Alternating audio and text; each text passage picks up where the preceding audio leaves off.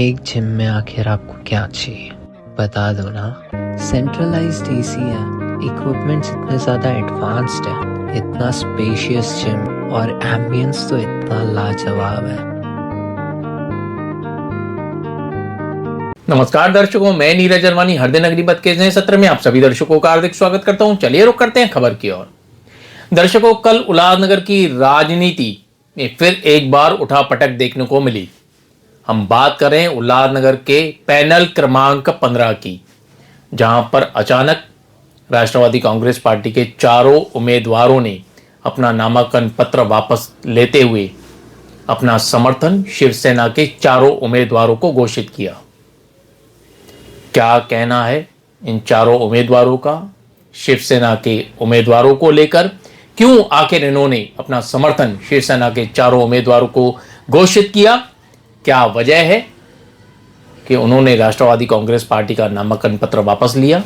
आइए आपको सीधे सुनाते हैं नीलेश बोबड़े, जिसने अपना नामांकन पत्र अपने साथियों के साथ वापस लिया है। इस पूरे विषय पर उनका क्या कहना है, आइए आपको सीधे सुनाते हैं। बोबड़े जी, राष्ट्रवादी कांग्रेस पार्टी से आपने नामांकन पत्र भरा था, चारों उम्मीदवारों ने, अचानक फॉर्म वापस लेने का क्या कारण है? देखिए, पहले तो हमें जो नामांकन दिया गया था भरत गंगोत्री जी के माध्यम से, मैं उनका शुक्रिया अदा करता हूँ। पर जिस वार्ड की जो समीकरण थे उसको देखे हुए ऐसे लग रहा है कि हम किसी एक को फायदा करवा नहीं पा रहे। मतलब हम खुद जीत सकते या नहीं तो हम किसी को हरा सकते हैं इस तरह से। पर हमारे मित्र पक्ष थे, उनको इसका नुकसान होने जा रहा था।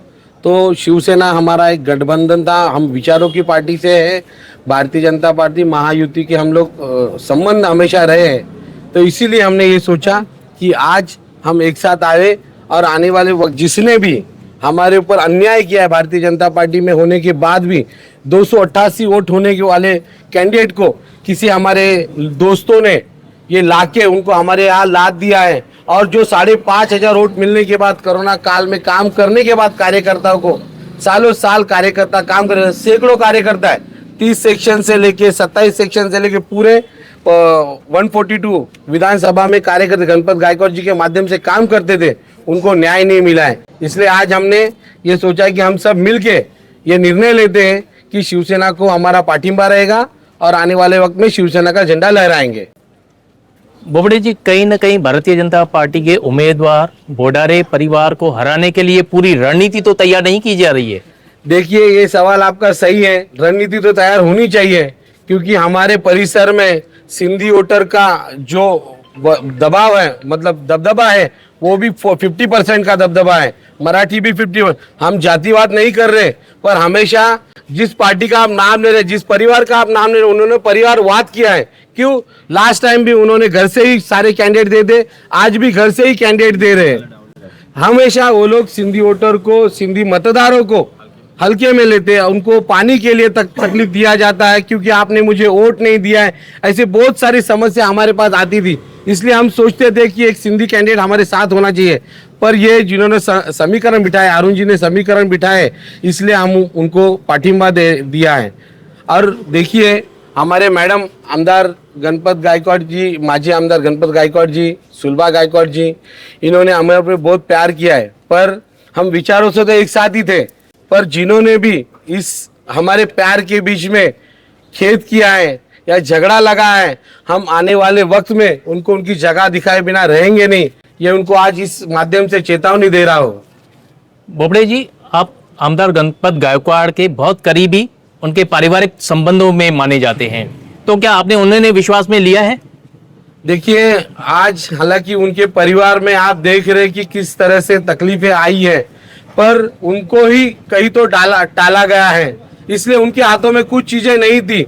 जैसे उनसे हम लोग बात किया तो हमको समझ में आ रहा था कि हमारे मैडम आमदार जी थोड़ा सा किधर तो हमारे बीच में आ नहीं सकती, तो हमने उनको तकलीफ नहीं दिया और हमने हमारी निर्णय लिए थे राष्ट्रवादी कांग्रेस में जाने का। यानी आपके कहने का मतलब है कि गणपत गायकवाड़ को भी नजरअंदाज किया है भारतीय जनता पार्टी ने, ऐसा कहना चाहेंगे आप? देखिए, ऐसे नहीं कहूंगा, भारतीय जनता पार्टी के वो हमारे आमदार हैं, मैं ऐसे नहीं कहूंगा, पर अंदर की बातें मुझे मालूम नहीं है। जो भी हुआ, मैं हमारे आमदार जी को भी आज भी उनका अभिवादन करता हूं, जिन्होंने हमको इतना प्यार दिया।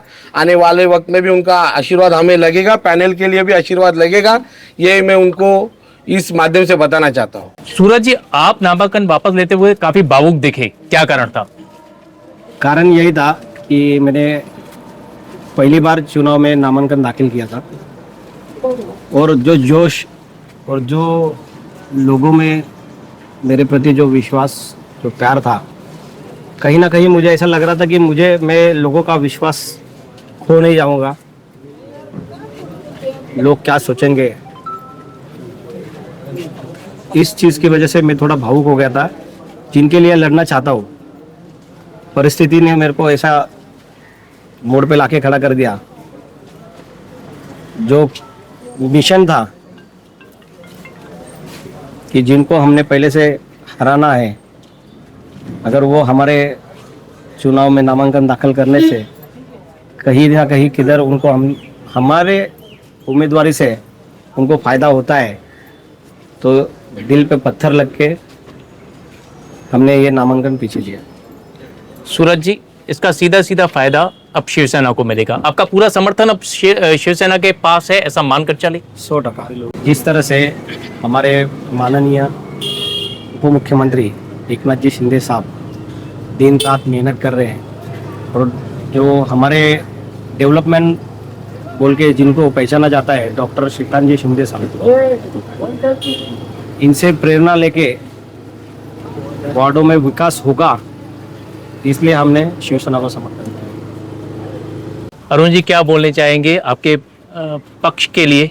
आदरणीय इस राज्य के उप मुख्यमंत्री एकनाथ शिंदे साहब और सांसद डॉक्टर खासदार शिंदे साहब, इनके जो कार्य है, ये कार्य से प्रेरित होकर शिवसेना यहाँ कार्य करती है और यहाँ की शिवसेना का कार्य देखकर हमारे ये चारों भाई जो हमसे कुछ दिन पहले अलग हो गए थे और उन्होंने राष्ट्रवादी का दामन पकड़ लिया था, मगर उन्होंने जब देखा कि पैनल नंबर 15 और 16 की परिस्थिति, तो 15 नंबर में अगर हम लोग अलग अलग से चलेंगे तो हमारा लक्ष्य विचलित हो जाएगा।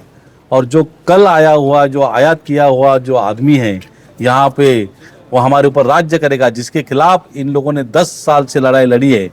तो आज उनको ये रियलाइज़ हो गया कि हम कहीं गलत दिशा में जा रहे हैं, तो उन्होंने दिशा बदली करके आज ये सभी हमारे भाई नीलेश बोबड़े, सूरज कारकर, रवि वसीटा और सचिन उमाले जी ने आज राष्ट्रवादी कांग्रेस पार्टी का नामांकन रद्द करके शिवसेना को जाहिर पाठिंबा दिया है।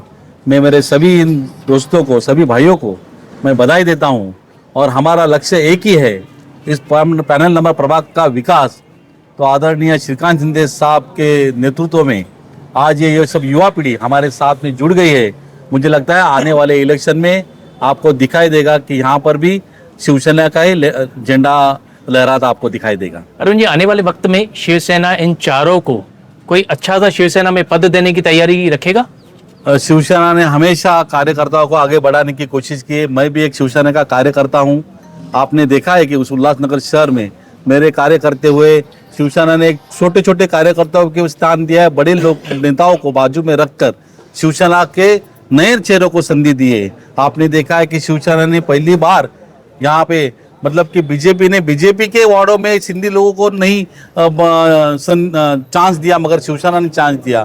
तो आने वाले दिनों में ये सारे भाई हमारे, आज तो उन्होंने जाहिर पाठिंबा उन्होंने घोषित किया है, मगर मैं चाहता हूं कि ये सभी लोग हमारे से जुड़े और ये सभी लोग एक मातब्बर आज जो इस नगर चौक के चुनाव में खड़े, तो सारे लोगों का हमारे यहाँ आदरपूर्वक उनका स्वागत किया जाएगा।